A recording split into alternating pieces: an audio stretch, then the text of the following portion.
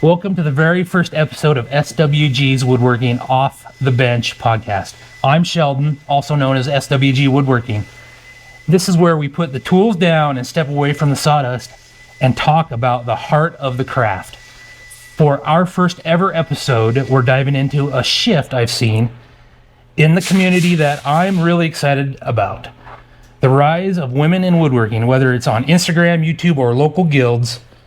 The old boys club dynamic of the shop is changing, and honestly, the craft is better for it. I'd like to introduce Brianna, as our guest today to talk about women in woodworking. So if you want to introduce yourself and tell us a little bit about you real quick, and we'll get going. So. Yeah, no, Sheldon, thank you for having me. And I'm Brianna. I've been woodworking for about 2 years now, and it's been a hobby of mine, and I enjoy it, and certainly find the enjoyment in the craft. It's nice to have a creative outlet, and so I'm really excited to be on today. So I appreciate you having me. Thanks for sitting down and doing this. And I know I'm learning this as new to you. It's kind of, I don't know if you're on social media or YouTube or anything at all, but I'm learning the camera stuff and all that. Obviously, I'm a little bit choppy on my speeches, so yeah. I think it's great. Cool. So, let's just dive right into it and just get right into it. So how did you first get into woodworking? Yeah, so I was actually living in Los Angeles before I came out here to Salt Lake City, and my dad, I was living with him, and he had a wood shop. And so I had always had an interest in it. I've spent a lot of shop time with him growing up. He's a Porsche mechanic, so he spends a lot of time on a lot of really cool machines and doing cool stuff, and I always admired that about him. And so I got curious and started poking around in his wood shop, watched some YouTube videos, and all of a sudden I was like, oh wow, I really like this. And so, yeah. Cool. So you said your dad's a Porsche mechanic? He is. Wow, yeah. So they're really detailed and have to do things by the book, huh? Oh, for sure. So, yeah, I've seen him do some crazy stuff too. So yeah, so that's like in woodworking. There's like I see that you have a couple of examples here of some stuff that looks pretty detailed. Would you attribute some of those details to woodworking, or what would you say? Like you got some coasters there with some little decorations. Yeah. So it's funny because a lot of the reason I got into woodworking is I saw so many pieces that had the floral aspect to it.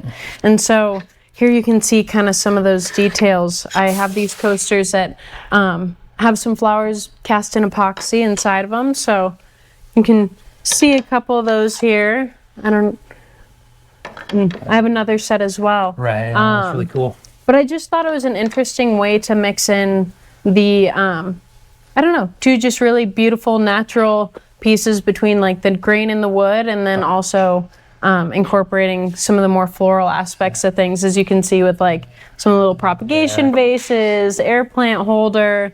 Those are some of my favorite projects that I enjoy doing, for sure. That's cool.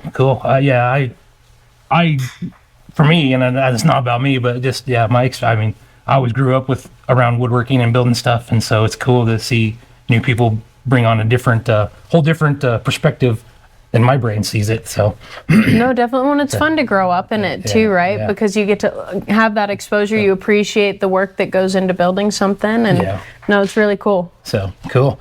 So is there anything else that sparked your interest about woodworking, or is it just something you wanted to try, or I don't know if you already covered that, but so I don't know. I think playing more on that nature side of thing, I think I really gained an appreciation for the variety that's in wood. Like no two pieces are the same. And so I think being able to bring out the beauty in the wood, and then also being able to learn how to be crafty and think ahead and have to plan out, how do I make this thing? Like made some boxes or maybe some more complicated pieces that take a few steps, and I always enjoy that challenge because I've certainly learned things, and I've certainly had to undo things as well as it goes in woodworking. Yeah, and so there's a lot of undoing things. So for sure. So Did you have any formal training, or is this all self-taught so far in your journey?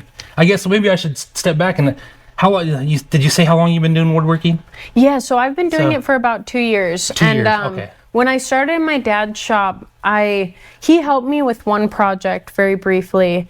But generally speaking, I was kind of more self-taught. So I started out doing some epoxy river boards. Okay. And I just kind of sent it. Okay. And I made some mistakes. Like my first ever board I made, it was a gift for him because I was moving. And so I did a live edge river board, right? Okay, yeah, that was really cool. It was really cool. It was a big learning experience for sure, because I need to figure out, okay, how do all the tools work? And, you know, there were some times where I was like, okay, that's not how the tool works, and I need to figure out safety. But generally speaking, I was able to do that. And it was funny because I didn't know, my board was not level once I was done casting it. Of course, there was a bunch of epoxy on the bottom, and I wanted to remove that. So I thought the best way to do it was using the plunge router and just hand doing it. And if you look on the bottom of that board, thank God there's two sides, because the bottom of that board looked like someone just like scraped it with a chisel and just annihilated it, you know? Don't if you watch YouTube at all, woodworking stuff on YouTube, don't you see guys doing the old plunge router and on those all the time? Yeah, I didn't have a sled though. Oh, you just I just free-handed it. Oh, okay, that makes sense. So explain what happens when you freehand something like that. What your challenges are with that. Yeah. So when you're trying to flatten something, but you're just freehanding it. So freehanding it, there was no support, so I kept slipping with my hand. So as I'd go over it, and I had a really small bit, and I was taking off way too much. Okay. And so you could see the lines back and forth like this. Okay. And then you would see a little zzz, and you'd see where the bit just plunged into the epoxy. Okay. And after doing that for probably 2 hours and not being very happy with the result because it wasn't straight, like every now and then the router would kind of go to the side on me, and then I'd try to come back and fix the spot, and then next thing I knew, the whole thing was just annihilated on the bottom. And I tried to sand it out, but it did not work. So sticking with the project, then you pour your resin or project, whatever it is, and the resin's never ever flat on either side, right? Correct? If I understand it right. I haven't done any resin like river projects or anything like that. So, but you need to get one side flat and square so you can make the whole piece flat and square, right? That's the whole idea. And so that's what you were attempting to do with the plunge router, but you didn't have the proper tools to make it the one side flat. With the Exactly. with the router. Gotcha. Yeah. Gotcha. Yeah. And if I was to do that now, it's like, you know, you can build a jig to throw it through the planer and at least like flatten one side, and then you can drum sand the other, or plane the other, and life's good. But I just was not, I was not there in my woodworking journey yet. And that's okay. My dad has a piece that has a lot of character and a hell of a story to it. Yeah. Sometimes those are the best pieces, right? Yeah. So I don't know. Some people are like, oh, you think it's junk, but other people think it's great art, but it's crazy cool. Well, that's really cool. I mean, for a first project, and it sounds like you started off with a plunge router. Was there any other tools that you started out with? What other tools did you start out with versus what you have today and after your couple year journey? Yeah, so when I was at my dad's house, I used the table saw quite a bit, and then he had a miter saw as well. Okay. So those were the two I kind of started out with, and then, you know, obviously sander, router, a little bit of bandsaw, but I didn't really use it too much while I was there. So yeah, mainly those tools. He also had a really nice mill. So one of my other first projects was a ring box for my friend. So I made for her wedding, her and her husband, ring boxes. Okay. And so we took two pieces of mahogany, and we milled them out using one of his metal mills. So that was kind of cool because it had the two axes. So you had to crank with one and then crank with the other, and you had to make sure that you were following it just right, or else you could really mess it up. Right, he showed me how to use that as well, which was a very rare tool to come across. So you started with basically what most people start with is a table saw. What they call, the proper name is a power mitered saw, which most people call as a chop saw. Yeah. You're right. And then it sounds like you had access to a metal working lathe that you did woodworking on, right? Yeah. Yeah, it was cool. He has a lot of stuff in his shop. I mean, so that was a great place to start. And then when I moved out here, I was like, oh, well, there goes all the tools. And then luckily found a community where I could use some woodworking stuff and still have access to tools without having to spend my life savings on do you have do you have any of your own tools, or where you do all your woodworking, is that where you use everything at? Where I do woodworking is primarily where I work out of. Okay. I do have like a little bit, like I pour my epoxy at home, and like I have some tools for like light sanding and stuff like that. But typically I spend most of my time in the wood shop. Okay, cool. Cool. So is this just a hobby for you, or is this more of a full-time thing?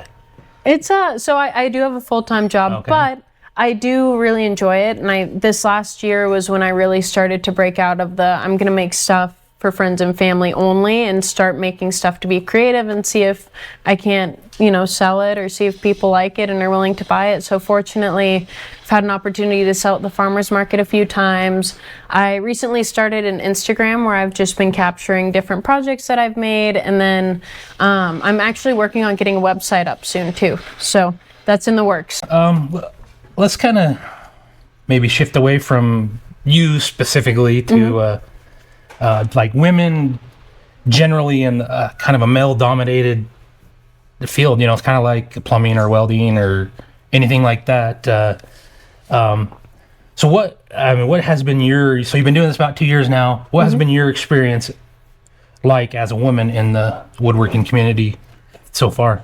It's been awesome. Yeah. I mean, the general community has been amazing, super helpful. And I think in the same way that I've had people help me learn the trade, I've been able to also give back.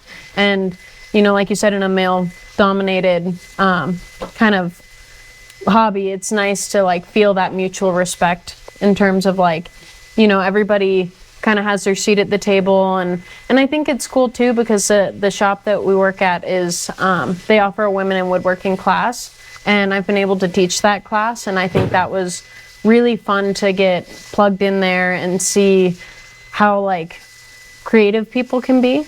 And especially that like, even though woodworking is more traditionally like a male-dominated hobby, there's certainly a lot of space where women can come in and bring new ideas and get creative. And it can be intimidating for sure, because it's like, some of the tools they have some strain. You got to be respectful of the tools, of course. You got to know what you're doing and how to do it well. And that can be really intimidating, just like you said, with welding, with metalwork, with any sort of hobby that involves power tools. It can be really intimidating. Okay. But yeah, no, it's been super supportive. Yeah, that's good. I know in my experience, I'm trying to teach my sweetheart how to. She's brand new in it, and it's been interesting to teach and how she learns, and somebody that's brand new in woodworking. But yeah, I mean I wouldn't know the intimidated part about it, but because I just come in and I go. But that's cool. That's cool. Yeah, I mean, you covered. I have some questions I was going to ask you. You covered everything I was going to ask you. It worked out great. So I mean, it makes I have a script. Yes, I'm going off a script. so I'm brand new. But I guess we can kind of maybe pivot a little bit again and go on to the next topic. And it's like talk about growth and skills and your current focus and like how your skills have evolved since you started, and what kind of projects you enjoy or don't enjoy and things like that. If we want to talk about that a little bit. Yeah. So yeah, any way you want to take it. I mean, you can start from when you began to what your skills are now, I guess, and tell me that experience. Definitely, yeah. So in the beginning, it was a lot of YouTube University. And so, especially when it came to the safety of things, because that was my biggest concern going into woodworking is, how do I do this and do it in a way to where I don't end up no longer a member of the 10-Finger Club, which I am a part of. Yeah, I would like too. to prove. And it's really nice, and I want to stay in that club. Yeah, me too. And so that was kind of where I really started. And then I started to get the hands-on experience. And I think learning by doing was very beneficial, because as you know, in woodworking, there's a million ways to accomplish the same goal. Right. And it's kind of like its own journey. There's some tools that maybe I'm more familiar with or comfortable with that compared to other tools. And so I might choose to do something one way versus another. And, so I think that's one of the beauties of woodworking is like, you know, I feel like in a lot of classes it can be very, okay, you're going to learn it and you're going to learn it this way, just the same way in like school or whatever. But it's been nice to learn it kind of as you go, because it's like, okay, I can think of 3 different ways to accomplish what I'm trying to do. Will this impact it in the future? And it develops that like critical thinking around doing different projects. In terms of one of the more difficult projects I've done, trying to think, I did a Lazy Susan recently. And explain to everybody what a lazy Susan. I mean, you can kind of explain what it is. Some people might not know what a lazy Susan is, so if you just explain what that is, and then they maybe will understand the difficulty a little bit, I guess. Definitely. Maybe you could show an example with your pieces. Yeah. I don't know. So kind of, yeah, I think I could. So you have a base, which is usually smaller than the piece you put on top, and you have a ball bearing in the middle that you use to have it rotate. So the one that I made was circular. So I had 2 circular pieces. I had a smaller circular piece about yay big for the base. And then on the top I had about, I want to say it was around this big of a circle that I made for my dad. I promise I make presents for everyone other than just my dad. I make presents for a lot of people, but that one was specific for him. And so I did my glue up, I cut out my circle, and it was funny because a friend loaned me a router jig for cutting circles, and I did not use it the way it was intended. I just used it to draw a circle, and that was not what it was for. It's a router jig. And so but it's like you said though, did you accomplish making your circle? Mm-hmm. Exactly. Even though you didn't use the jig in the intended way, it still worked out for what you were doing at that moment, right? Exactly. So that's the cool thing about woodworking is you can take something and adapt it to your need or fit. So definitely. So that's what I ended up doing. I drew my circle, I cut it out on the bandsaw, realized that I didn't use the router jig the way that it was intended, and that I should not, in fact, router it after I bandsaw cut it. I mean, I could, but I was like, whatever. I'll just sand it and make it, circular all the way around. And so, anyhow, I had done that. I got my 2 perfect circles. At least to my knowledge, they're as perfect as they could have been. Okay. And then putting in the ball bearing, I didn't think about the complexity of it because I was like, okay, this ball bearing's in between 2 pieces of wood. How do you just connect that? Because if you screw it onto one, you can't really like screw it onto the other unless you do bolts underneath the bottom. And so I kind of had to play around with, I thought it was going to take me 2 seconds to install this ball bearing. It took me like an hour and a half. So how'd you end up doing it? If the bearing goes in between, so you got 2 pieces of wood and the bearing goes in between and it gives a little gap. And you don't want screws through the top because you want that to be your finished piece. And generally you don't want to, because that's how it sits on the bottom. Yeah. So how'd you end up getting it?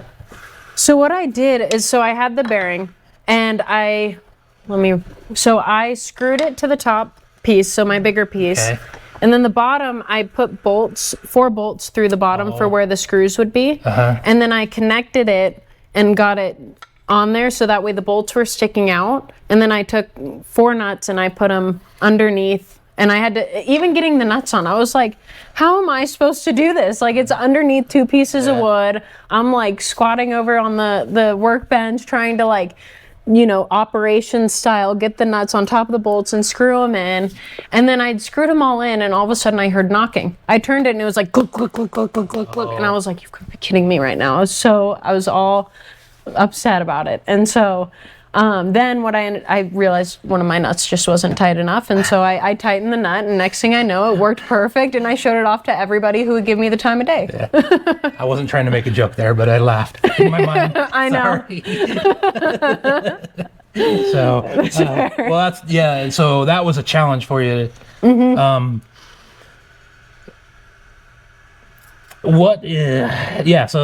the big lesson on that, I guess, is, there's more one way to skin a cat, I guess, is the big lesson. Yeah. What you take out of that? I don't know. I'm just thinking off the top of my head. So.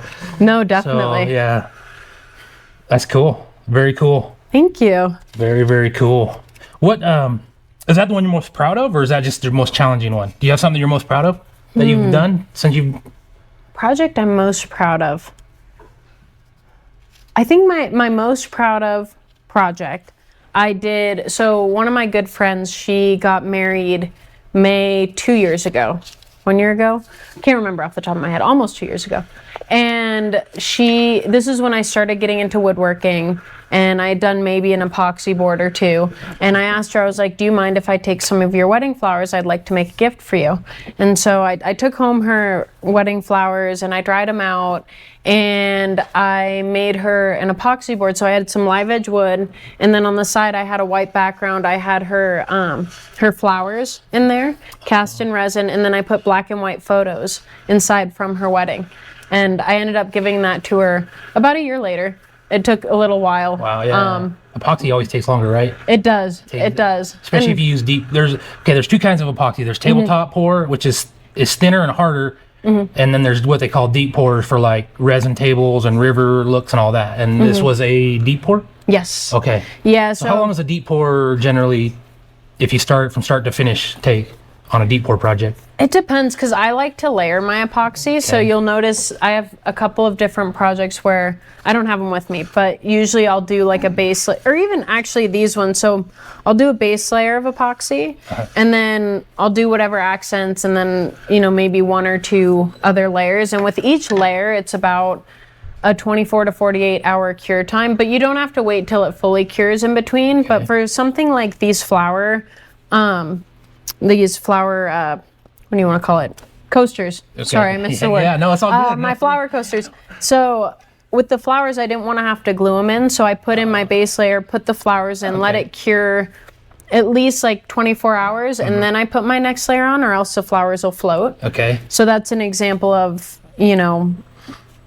why I would do it in multiple layers and wait also in between those different layers. Also, certain deep pour epoxies, it's like more than 1 or 2 inches you have to wait in between each layer, because when it cures, it won't cure properly. Okay.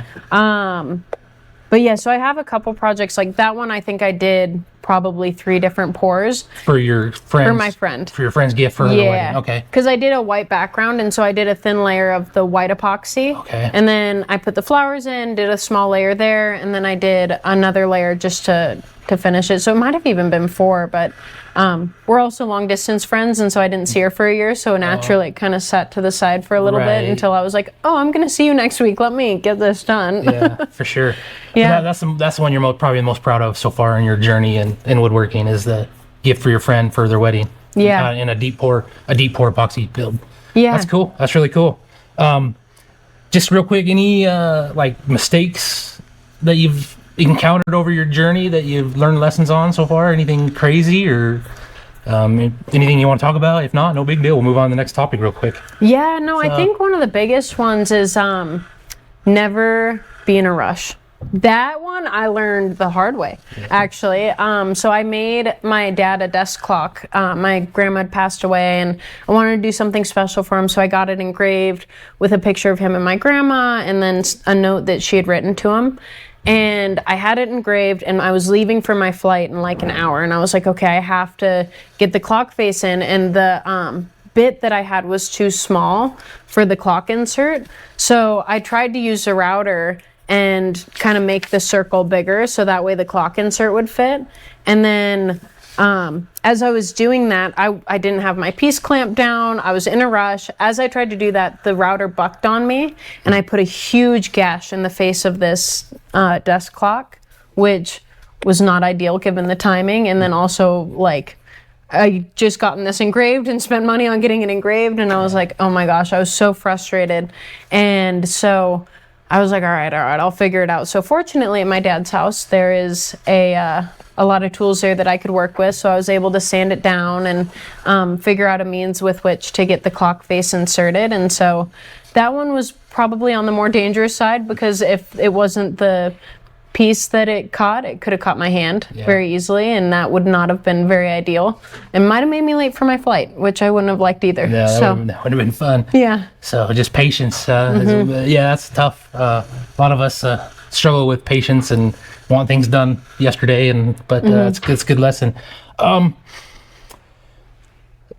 there any projects or anything that you're excited to build or looking towards to build or something like that you have on your brain, Yeah. So I think what I'm most excited for is I rent currently. I don't own a home, Right. which, I think once I get to the point where I'm in a home that I know I'll be in for a long time, or maybe one that I own, I'm looking forward to making some more like furniture type pieces and kind of exploring some bigger pieces. So right now, a lot of my stuff is on the smaller end. It's a little more artistic and stuff like that, which I enjoy, but I think I'm looking forward to kind of doing some design work there and making some bigger pieces.